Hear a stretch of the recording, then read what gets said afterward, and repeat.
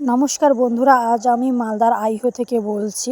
বিশেষ কারণে এই ভিডিওটা করছি, অবশ্যই স্কিপ করবে না, ভিডিওটা পুরোটাই দেখো, খুব দরকার ভিডিওটা দেখা। আমি জানি শুধুমাত্র আপনারাই পারবেন সাহায্য করতেন, সকলে মিলে অবশ্যই সাহায্যে 2 হাত বাড়িয়ে দেন সকলে মিলে।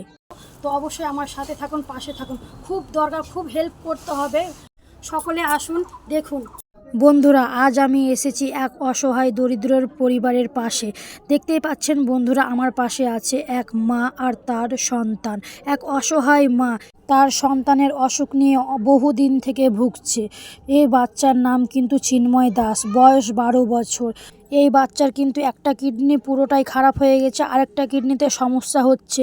প্রচুর টাকার দরকার, প্রচুর টাকা দরকার। বাড়িঘর কিছু নেই, বাবা শুধুমাত্র রাজমিস্ত্রি কাজ করে। সবার কাছে একটা বিশেষ অনুরোধ, আমি যে স্ক্যানারটা দিচ্ছি, যে যতটাই পারো, 1 টাকা 2 টাকা 3 টাকা, যে যতটাই পারো একটু হেল্প করবেন।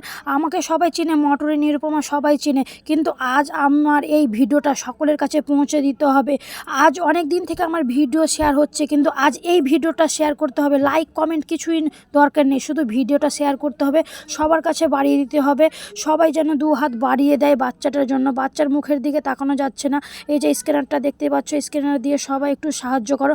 ওর মা অনেকক্ষণ থেকে কাঁদছে, আমিও এক সন্তানের মা, আমারও বাচ্চা আছে, খুব খারাপ লাগছে দেখে। সকলের কাছে জোর হাত করে বলছি, একটু সাহায্য করো, একটু সাহায্য করো, খুব সাহায্যের প্রয়োজন, খুব টাকা লাগবে, খুব দরকার।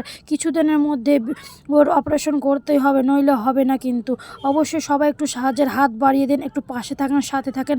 আমি এই সমস্যার সমাধান একা কোনো দিনও করতে পারবো না, সেই জন্য সবার কাছে আমার একটা বিশেষ অনুরোধ, 2 হাত বাড়িয়ে বাচ্চাটার দিকে, বাচ্চার মার দিকে তাকিয়ে একটু সাহায্য করবেন।